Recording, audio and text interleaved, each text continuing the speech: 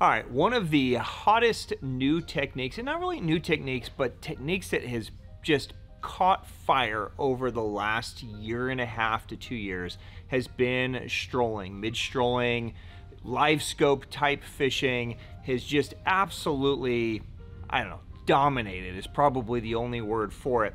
And it's still a relatively new way of fishing for the majority of people. Even super experienced anglers don't have as much experience with this style of fishing as, you know, what we all grew up doing. So one of the questions inevitably that we get is, what's the best rod for doing, you know, mid-strolling type stuff? So today we're going to break down our 5 best selling rods for this technique, for this style of fishing, let you know why they're so popular, what they do, so that if this is something that you guys are starting to dive into, or maybe you've been doing it, but you've been frustrated with some of the gear, hopefully this will shed some light on how to make mid-strolling and strolling more fun and effective. Let's go.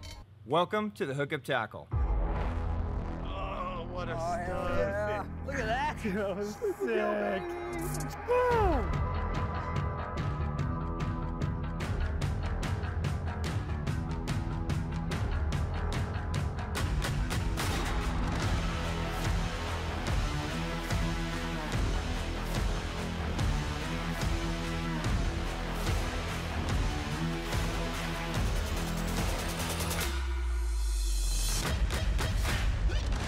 Cheers, my friends. Happy Sunday. All right, guys, some breaking news. What's new this week at the Hookup Tackle? What a beautiful post-spawn fish. Look at that. Look at that cut on that. That's a nice fish.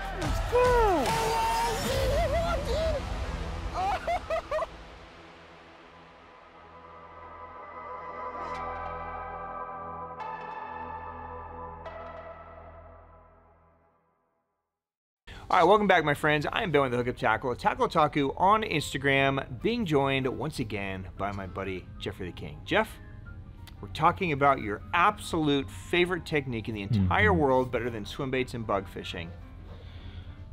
Would you agree? Yes. And what's crazy is I've only done it one time, and I didn't even catch a fish, and it's my favorite. Oh, well, imagine that. So why don't you go to sleep? I'm going to talk to the rest of the people here that we actually like to catch fish. Okay? I see. Yeah, you keep throwing those big baits and catching zero. We're talking about mid-strolling today. Exciting topic? I love it. Maybe. Kind of. Maybe not. Kind of. Yeah. Here's the thing. If you guys have started implementing live scope at all into your fishing or forward-facing sonar, then this is a technique that you're doing. Okay, pretty much every tournament angler in the world is doing it. Pretty much every recreational angler in the world is doing it. And even if you're not necessarily scoping, you can still catch a ton of fish on this technique. In fact, in Japan, Jeff, you and I were talking the other day about how that Wakasagi run's starting to happen, right?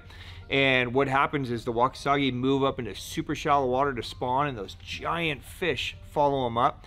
And they are essentially fishing the same style. Just, you know, they call it a Bior rig a lot, but it's essentially the same basic concept, just in shallower water, not necessarily using scope to see them. It's just more of a blind casting thing. And so you could be doing this technique from shore, from pond, anywhere, but essentially, you know, strolling usually involves some type of head and some type of small, you know, bait fish type bait, right? And if you get the right head, this happens to be the owner range roller head, and this is a 4-inch Sakamata shad. This is probably the #1 combination of strolling baits worldwide, right? What you're doing is you're finding the fish and you're seeing, okay, he's in 10 feet. This bait is getting down there, and then you're essentially just lightly shaking the rod so that this head is designed to move back and forth, and as it's moving back and forth, the bait is moving with it. So the bait is having a side-to-side movement while it's maintaining depth and not coming in too fast, okay? Typically, if we were just gonna fish a Sakamata shad, you throw it out there and you fish it more like a fluke, right? So it's kind of dart up and down. If you're gonna fish a ball head, usually you put like a paddle tail swim bait, throw it out there and just swim it in, right? But in a strolling type setting, you're usually using your rod to kind of shake, and this guy is kind of moving back and forth. So you're getting movement without the bait leaving the strike zone. So you can really pinpoint and target cast the fish that you're seeing. And that's where the gear becomes incredibly important. Now, most of the time, it's done on lighter head or lighter weight jig heads and smaller baits. That would be pretty normal. It could do what you could do it with, however you want to do it. Okay, so if you want to fish it on a 5-ounce head and a 12-inch bait, go for it, right? But typically we're going lighter heads and smaller baits because a lot of the fish that we're targeting on the live scope are suspended. They're sitting in the middle of the column, they're sitting in the top of a tree, they're sitting off of a break. So if you go too heavy, it's just going to sink below them, or the bait has to come in too fast, right? So usually it's lighter weight stuff, so it almost always lends itself to the spinning rod. Now, this is the type of rod that I think over the next, 5 years, 6 years, we're going to start seeing tons of strolling specific rods landing into lineups. X-Pride had a couple of, strolling rods that they added in at ICAST last year. We're going to start to see that happen for multiple reasons. A, it's kind of becoming a staple of a technique. And B, a lot of us are still kind of playing with different things and figuring out what we like the best, right? And so the more R&D that's done and the more research is done, the more pro staff is giving feedback to companies, and companies are giving it to shops, and shops are giving it to anglers. The more feedback everybody's getting, the more this category will perfect and fine tune, right? So what we're going to talk about today are the rods that up to now have been our best selling rods. Okay, so we have gone down this rabbit hole over the last year and a half with just so many anglers, probably thousands of anglers, all from Elite Series anglers to, Bass Pro Tour anglers to just conventional fishermen, weekend anglers, to our own team, right? Everybody here is implementing this, trying different things, trying to figure out the exact right combination and what we're looking for. And what ends up coming back time and time again are rods that are kind of built with a stinger tip. Okay, so this has definitely become kind of the staple. And what I mean by stinger tip is typically rods are going to be, some type of carbon material, graphite material, start to finish, from butt to tip, right? Now, when a rod has a stinger tip on it, usually the last foot or 2 feet of the rod is usually some form of, it could be titanium, it could be solid carbon. It changes, the material changes to give you a little bit like whippier, more flexibility, I would say, but it's super hard. So you get that little softness or whip at the tip, but it's so hard that the transmission vibrates down to your hand.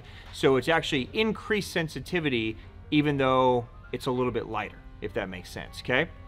So this rod in my hands has become one of our best sellers, even though it's only a couple of weeks old. Guys have been flocking to this one. This is from Raid. This is the Gladiator Anti. This is the Sidekick. Okay, now the Sidekick is a 6.7 Light Plus with a Singer tip on it. Okay, so, this rod is going to be kind of a traditional, I would say, almost like maybe a drop shot style rod, where it's got a lot of, butt section down here, and then it starts to get a little bit soft at the tip, but when you get to that last foot, you get all this really soft tip right there. And what that's good for is, if you see a fish, and like, up there he is, 50 feet out there, you throw it out, engage it out, you watch your stuff sink, you can shake this almost just by squeezing your hand, right? You can do these little tiny movements, and when I'm doing that, that tip is vibrating back and forth, right? So if I did this on just a traditional, like, fast action rod, the rod's not gonna move. Nothing's gonna move. So then I have to drop down to like a medium action rod to have some whip. But then when I do that, then the whole rod is like vibrating so much that it either wears you out or it puts too much movement in it, right? So, when you're talking about little baits, the difference between, this much movement and this much movement is huge, right? So these are subtle little differences that are making a big impact on the movement of the bait. So, what's nice about having a rod like this with a stinger tip is, again, I can literally just almost just push down on my thumb, right? And I can get that bait to be moving side to side, right? And I can super control it, very easy to see. Up there, he's coming, he's coming, he's coming, he's coming, he's coming. got it. And then it's just a lift up, right? So with this style fishing, we're not usually just making a huge long cast off the end of a point. It's usually more closer range. It's usually, you know, we want things to happen immediately. Most of the time, these fish that we're fishing for aren't necessarily overly aggressive. These aren't like, you know, they're not up on a flat feeding, chasing bait, that kind of stuff, right? Where they're gonna just scarf it down and hammer it. Most of the time, that we're kind of catching fish that are just chilling. It's kind of, you know, they're resting. So they're not necessarily always just crushing it. A lot of times it's just sitting there in their face and they're just like, right? So you need to know the bite instantly and be able to hit instantly before they spit it back out. So the shorter the rod you get, the faster things are gonna happen, right? So when you go from a 7-foot rod to a 6-foot rod, you feel it quicker, you're casting more accurately, your hook sets are faster, your line pickup is faster, everything's happening quicker, right? So the shorter rod is gonna give you a lot of benefits, but so many of us are used to using 7-foot rods, 7.5-foot rods, 8-foot rods, that when we start dropping into a short 6-foot rod, it just feels ridiculous, right? So there's a learning curve that happens, and there's a personal preference curve that happens. A lot of times, like, yeah, I just don't like a 6-foot rod, right? I want it to be 7-foot or 6'6" or whatever, right? So this rod here kind of falls in that perfect place to where it's 6'7", so it kind of bridges the gap. It's a good option for guys that are just used to a 7-foot rod and they really want to stay in that lane. Now, another rod that we sell gazillions of is also from Raid, and it's this guy. Now, this is the Max Fixer. Okay, so I would say this has been my #1 selling rod for strolling. I've sold this rod to more elite guys than any of these other rods. Okay, now, if there is a complaint about it, it's that everybody wishes it was 7-foot, right? But again, I think this is something that just gets in our heads and is just a weird transition to figure out. This is a 6'1", again, it's an ultralight, but with that solid tip, okay? So don't be afraid by ultralight. You can see it's still got a lot of backbone on this, right? But then you come up here to that top piece and it's a solid carbon tube, and you can see it's just super, this is the ultralight part, but that's what you want, right? Because again, you're literally just sitting there and you want to just kind of push your thumb so that that rod has a little bit of vibration. And when I'm doing that, that tip is literally, let me see if I can, I don't know if I can even mimic it, but you can see how much movement that tip gets with very little effort. And that's all you want. You just want that tip to be bouncing like an inch or two at a time so that that bait is just rolling without, you don't want the bait to be doing this. You want it just to kind of roll and track true, okay? So that is the Max Fixer, a super dope one. This is in the Gladiator Maximum, which is in their highest level rod. Weighs absolutely nothing, super light, super sensitive, super responsive, but again, that shorter length lets everything happen instantly. You'll feel the bite instantly. If you don't see it, you're gonna feel the thump. You're gonna set the hook instantly. Everything just happens real quick with it. So super dope one there. Now, another super popular one, if you need a longer rod, like if you're just like, hey, I want a 7-foot rod, right? This is from Daiwa. This is in their Steez AGS. This is the Ned rod, okay? So this is a 6'10", but it's set up almost identical to where it's kind of, you know, got that kind of same kind of fast action, lots of power, but then that last foot, kind of last like 8 inches, is a little stinger tip. Okay, so you can see like even it goes to that exposed solid carbon. See how the color shift even happens right there? So you can see like how soft that last couple inches of that rod is, and then it gets kind of fast. So same thing, you can sit there and just lightly push on your thumb and that tip is just bouncing there. It's gonna cause that bait to move. Now, word of caution for all stinger tip rods, if a stinger tip rod is going to break, it almost always breaks at the stinger tip. A lot of brands are afraid to dive into this market because of the amount of breakage that stinger tip rods get. If you high stick these rods at all, that carbon is going to break. So remember, when you have, you know, this graphite down here, there's usually some type of filler, there's some resin, there's some tape, there's some different things in there that are kind of giving it some elasticity, some strength, some, you know, support, some reinforcement to be able to handle some abuse. But when you're dealing with just a solid, tiny piece up here that doesn't have any of that reinforcement, if you put too much pressure on it, it will snap on you. So make sure that, you know, you're not getting into a situation where you're boat flipping high sticking, because that tip is going to break off. As long as you're landing fish in a net, reaching down and picking them up, or if you insist on boat flipping, just make sure that you boat flip to the side. So if you're standing at the front of the boat, try to boat flip the fish into the seats, right? That would be a good angle. Put it down into the center of the boat so that that rod's not getting too high. Now, if you guys are wanting to fish a little heavier weight, okay, so if you're wanting to fish, let's say a 3/16 or a 1/4 ounce, or maybe even a 3/8 ounce in a little bit bigger bait, maybe a 5-inch bait or a 6-inch bait, then you're going to need a little bit more rod, okay? And this is where you can kind of start getting out of the stinger tip and back into kind of a traditional style rod. I brought two out that a lot of guys use and love for this technique, and they're both very, very similar. So this is an NRX 822 SYR, which is their shaky head rod. This is a Megabass Destroyer P5 Addermine, which is technically their drop shot rod. Okay, both of these rods are actually almost identical in how they bend. Okay, so these are going to both be fast action rods, but they kind of have more of a gradual taper at the tip, right? So when I'm bending them, instead of all of it just being right at the tip, it's more of a gradual load, right? So you can see that it kind of bends that first like 2 foot, maybe 2.5 feet before it engages. That was the Addermine. The shaky head rod, about the same, maybe slightly deeper bend on this one, okay?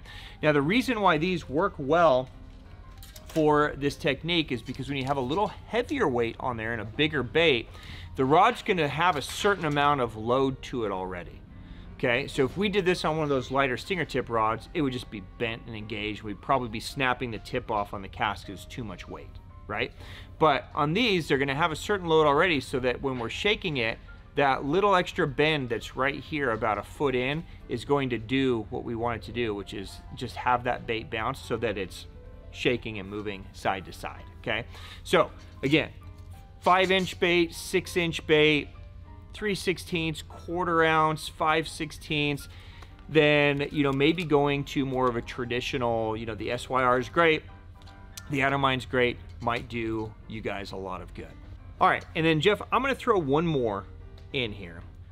I don't know why people dislike spinning rods, but there is still a large group of spinning rod racist anglers, right? I'm not going to throw a spinning rod, right? Well, we see it with drop shot guys. I mean, it happens every week. Somebody comes in, I need a drop shot setup, but it can't be one of those stupid spinning rods. It's got to be a bait caster. So if that's you, I'm sorry. Sorry you're so close-minded, but I'm going to try to cater to you anyway. So we're starting to see the first kind of batch of strolling bait casting rods starting to be made, right? So this is a relatively new one on the market. This is again from Raid. This is part of that Gladiator Maximum lineup. This is the Max LT casting. So it's a 6.5 medium light with the stinger tip. Okay, so you're getting a fast action kind of jig and worm type taper. I would say more of like a medium, right? But then you get down to this, you know, last foot, and you have that really light stinger tip. So, you know, if you slapped like a little Steez CT or something on here, or a little Aldebaran bait finesse would be pretty sick, then you could still throw these lighter little baits. You could get it out there, and then the same thing, you're just going to want to probably just push down on your palm instead of using your thumb to push. You're gonna probably just want to push down with your palm right here, or lift up with your finger, and that'll engage that stinger tip to shake so that that bait is moving left and right, side to side as it's coming through the water. So I would, if it's me, it's all going to basically come down to line, right? So if I'm fishing 8-pound or less, I'm throwing on a spinning rod because I want the drag. But if you just insist on having it on a casting, that could be a solid option for you. It might be worth looking into, would be the Max Light. All right, guys, that is a wrap. There's a look at our best-selling strolling rods. If we left a rod out that's been working really good for you guys, drop it down below, because I want everybody to collectively learn here, right? We're all learning from each other. If you have questions on any of the rods that we covered, or how to fish this, or anything at all for us, drop it down below in the comments as well, and I will get an answer for you. Jeff will put links to the rods if you guys want to dive down the rabbit hole a little bit further, if you want to check out all the specs. But keep in mind that the specs are going to be different for a stinger tip rod than what you would expect for a traditional rod, because they might be lighter or heavier than what you might expect, because they're taking into consideration they don't want that stinger tip to break on the casting. Okay, so again, any questions, drop it down below. Have fun with your mid-strolling. Go catch a gazillion fish. Let's catch them all we can until they stop eating when they hear that live scope drop down there. So on behalf of myself and Jeff and everybody here at the Hookup Guys, thanks so much for watching these videos. Thank you for your business, and we will see you again soon, hopefully on the water. Cheers.